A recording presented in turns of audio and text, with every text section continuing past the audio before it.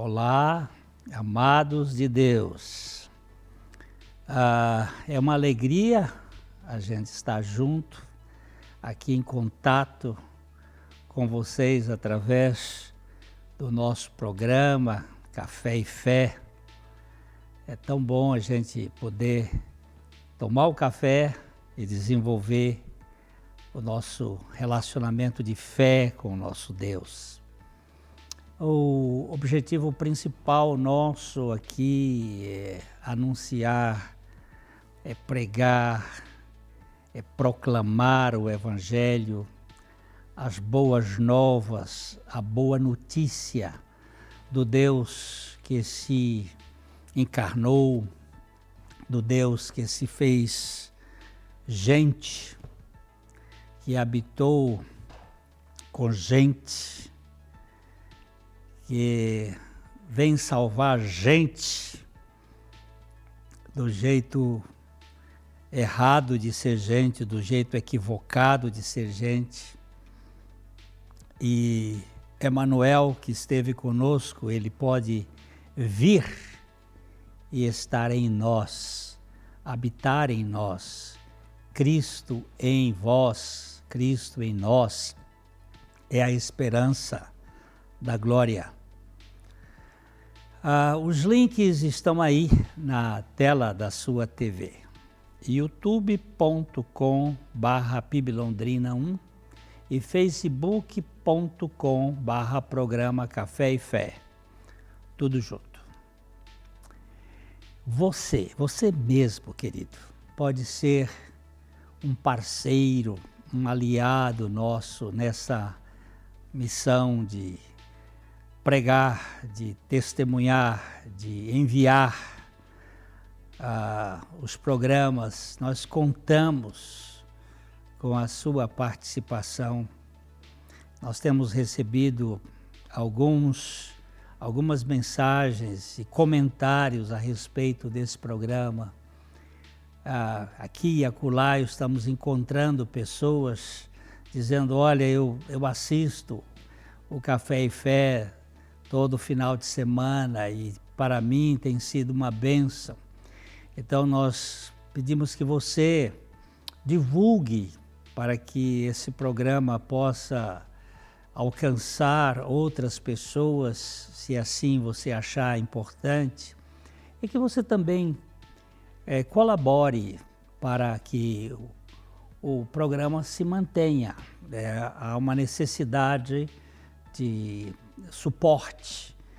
Nós temos custos com a TV, com a produção, e tudo isto implica nos recursos. Então nós contamos com isto e com as suas orações para que o Senhor nos firme os passos, para que nós não nos desviemos nem para a direita nem para a esquerda, mas mantenhamos firmes olhando para Jesus.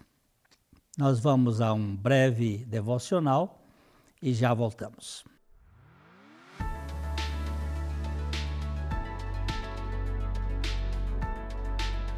Bom dia, meus queridos, graça e paz. Estamos aqui novamente com mais uma meditação da Palavra de Deus. E eu queria ler com vocês hoje capítulo 5 de Romanos, o versículo 1, quando o Espírito Santo, através de Paulo, nos diz assim: sendo, pois, justificados pela fé, temos paz com Deus por intermédio do nosso Senhor Jesus Cristo. A palavra de Deus diz que o ímpio não tem paz, que o ímpio é como o mar revolto, ele lança de si lama e lodo. Para os ímpios, diz o meu Deus, não há paz. E você precisa descobrir na palavra de Deus que paz é fruto de justificação. Só tem uma maneira de uma pessoa ter paz nesse mundo, ter paz nessa vida, quando ela passa pela justificação em Cristo Jesus. E esse texto de Romanos, Paulo está dizendo justamente isso: sendo, pois, justificados mediante a fé, temos paz com Deus por intermédio do nosso Senhor Jesus Cristo. Não tem como, meu querido ouvinte, minha querida ouvinte, você ter paz com Deus sem a justificação. E funciona dessa maneira, no meu modo de entender. Primeiro eu preciso ter paz com Deus, para que eu tenha paz comigo, para que eu tenha paz com o meu próximo. E Paulo está dizendo aqui que eu preciso passar por uma justificação. E como que eu sou justificado? Nós lemos um outro texto de Romanos capítulo 6, versículo 7, quando o apóstolo Paulo nos diz assim: pois quem morreu está justificado do pecado. Ora, se já morremos com Cristo, cremos que também com Ele viveremos. Quem morreu está justificado do pecado. Sendo, pois, justificados pela fé, temos paz com Deus por intermédio do nosso Senhor Jesus Cristo. Meu querido ouvinte, aonde nós encontramos a justificação? Em Cristo Jesus. Quando Cristo morreu naquela cruz, Ele não morreu a morte dele, Ele morreu a minha morte, Ele morreu a sua morte. E naquela morte houve uma inclusão do nosso pecado, da nossa iniquidade no corpo dele. E ali nós morremos juntamente com ele. Então, quando Paulo está dizendo aqui, quem morreu está justificado do pecado. Quem morreu? Cristo. E quem mais? Eu em Cristo Jesus. E aí ele reforça no versículo 8. Ora, se já morremos com Cristo, cremos que também com ele viveremos. Paz é fruto de justificação e Deus já nos justificou em Cristo Jesus. Aleluia por essa palavra. Fique agora com o pastor Glênio com a meditação. Graça e paz.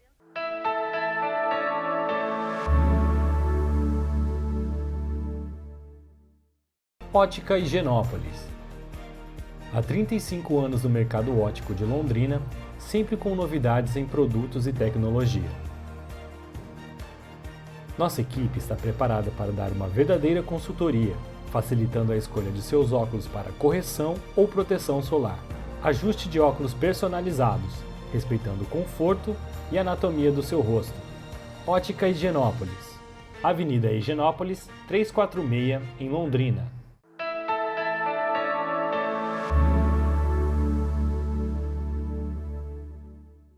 Eu tenho gasto um tempo bem longo aqui já, esse programa sobre a salvação da alma, é o 22º, nós temos batido nesse ponto, por causa da importância dele.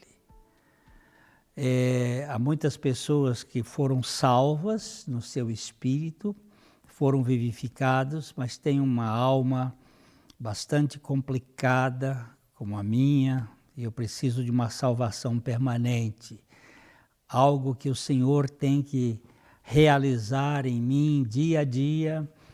E essa salvação da alma, também chamada de santificação, é um processo. O Senhor disse: ponde-vos à margem do caminho e vede.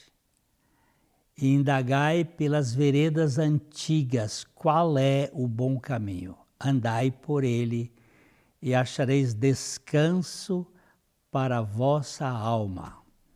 Mas eles dizem: não andaremos. Jeremias capítulo 6, versículo 16. Que coisa triste. A Bíblia deve ser interpretada sempre pela bitola de Cristo. O crivo para explicar qualquer texto é verificar a medida da revelação de Cristo que nele estiver.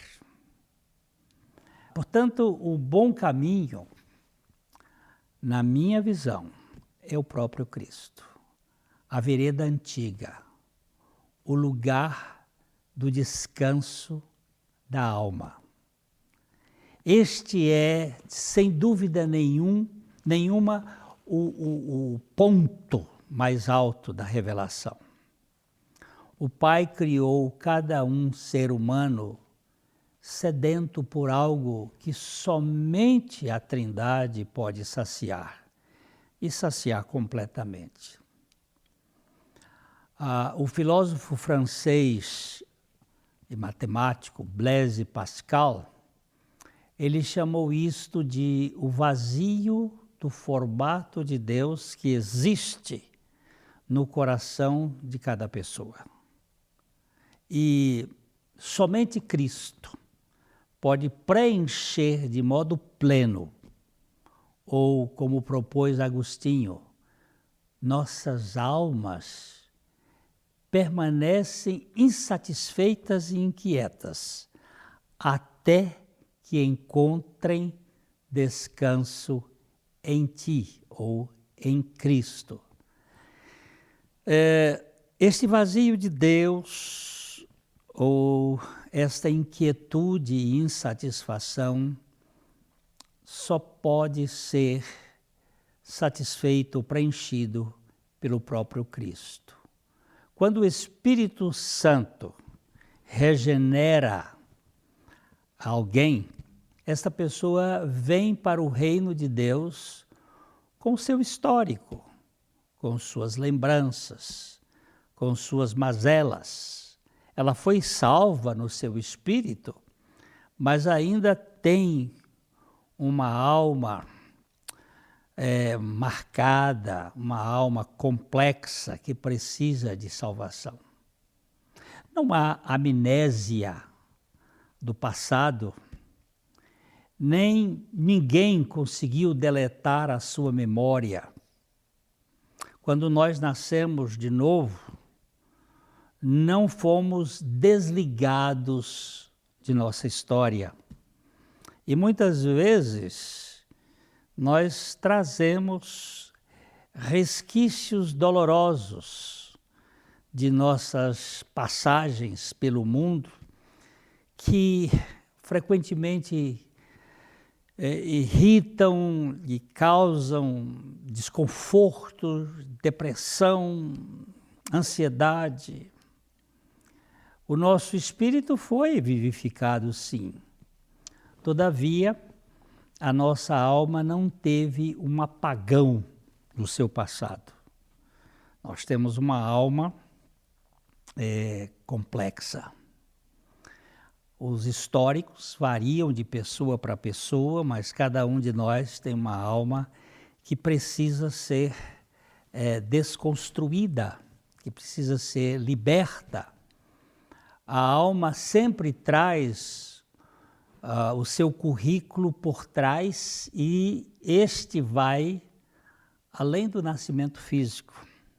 Todos nós temos em nossa vida celular certas informações genéticas e códigos de dados coletivos que vêm dos antepassados, que superam os conhecimentos que temos adquirido até agora na ciência.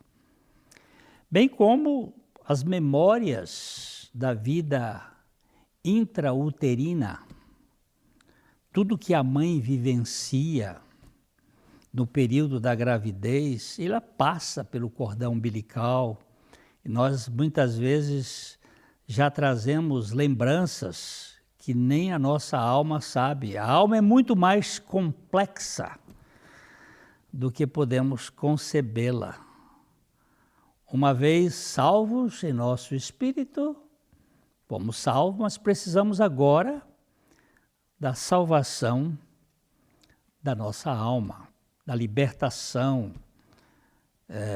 de muita coisa que está, às vezes, oculta. E é isto que nós precisamos entender, que é algo progressivo e permanente, até termos os nossos corpos glorificados. Quando Jesus vier buscar o seu povo, a sua igreja triunfante, então eu preciso entender muito que eu fui salvo, que eu estou sendo salvo e que eu serei salvo. Que essa salvação tem esses três tempos e tem as três fases da nossa vida humana, o espírito, a alma e o corpo dentro deste processo.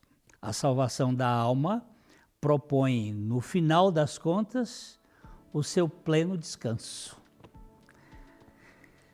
Muitas vezes nós estamos muito cansados.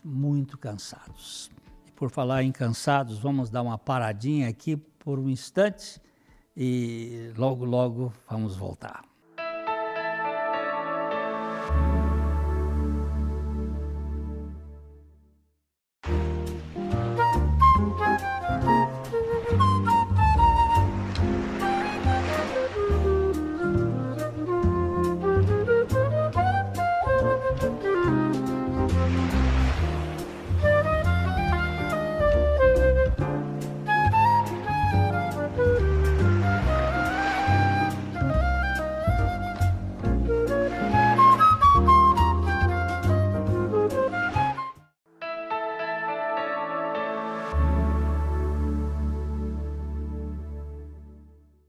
Então, estava falando sobre que a salvação da alma, ela propõe, né, o pleno descanso da alma.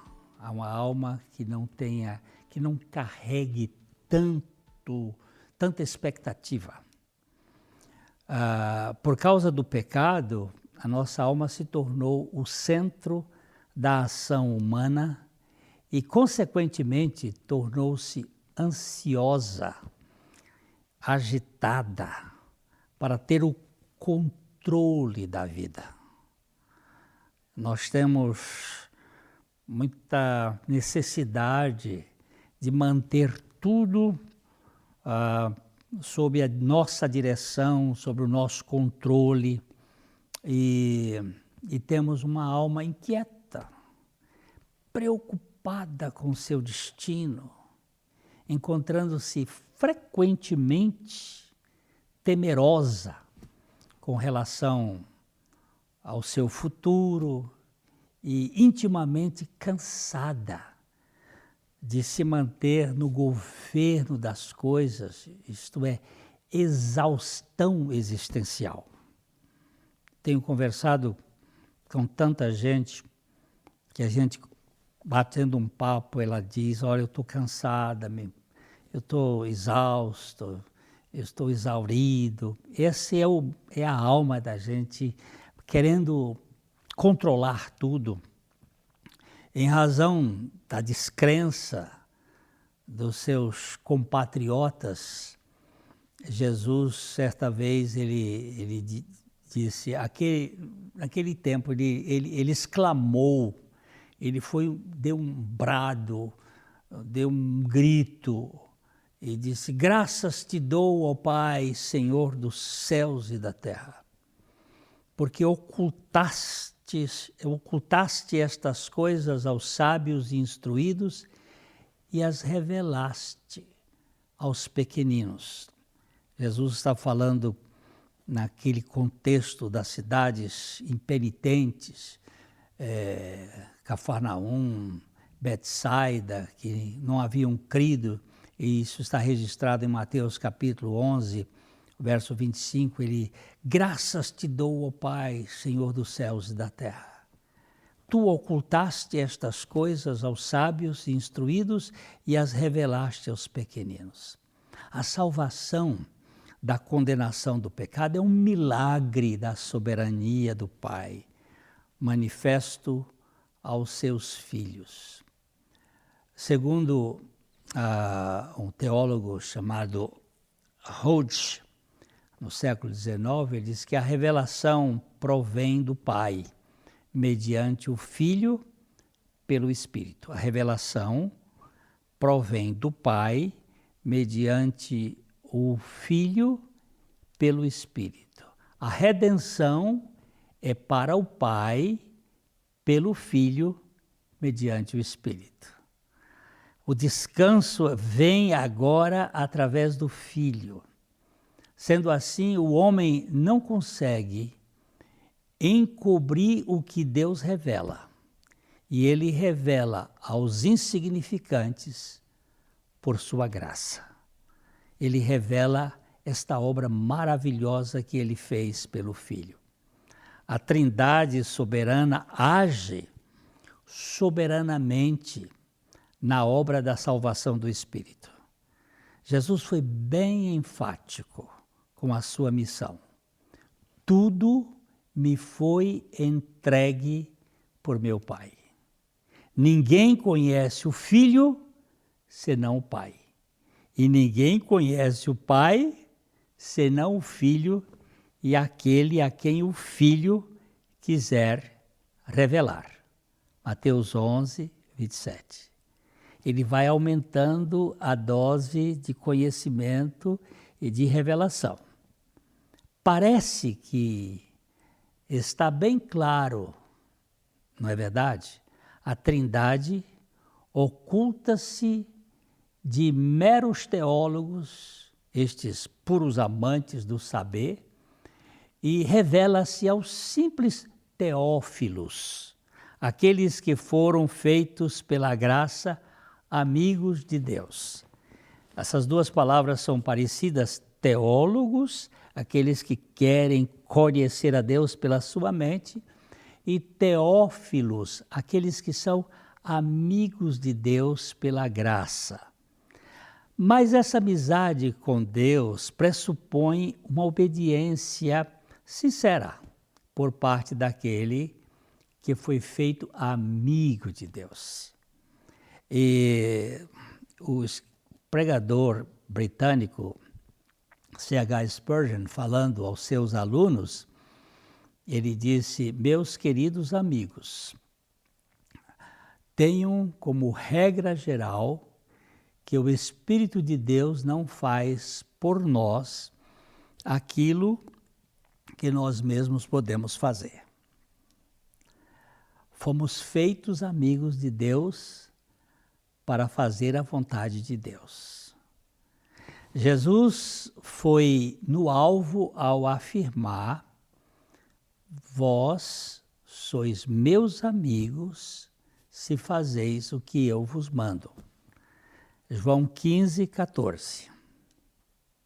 Uma vez salvo no Espírito, nós somos habilitados a cooperar realmente em todo o processo da salvação da nossa alma.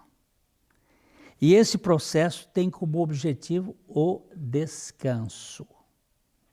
O descanso da alma agitada, o descanso da alma ansiosa, o descanso da alma fóbica.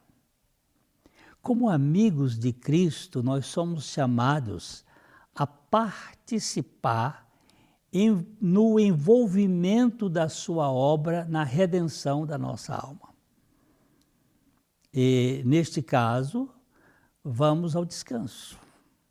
O esforço do crente é no âmbito da confiança, é crer. E o crer leva ao descanso.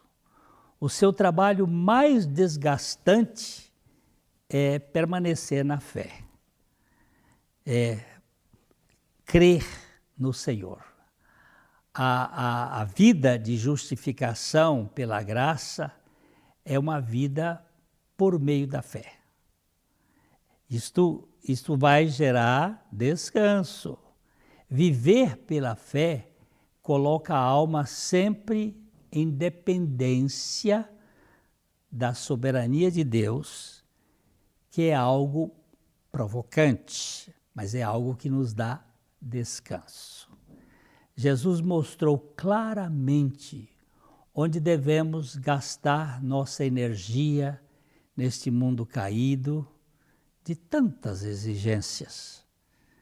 Veja, na tradução da Bíblia, a mensagem, João capítulo 6, 27, 29, Jesus diz assim: não gastem energia lutando por comida perecível, como aquela que vocês comeram no deserto. Trabalhem pela comida que permanece, comida esta que sustenta a vida eterna. comida que o Filho do Homem veio providenciar.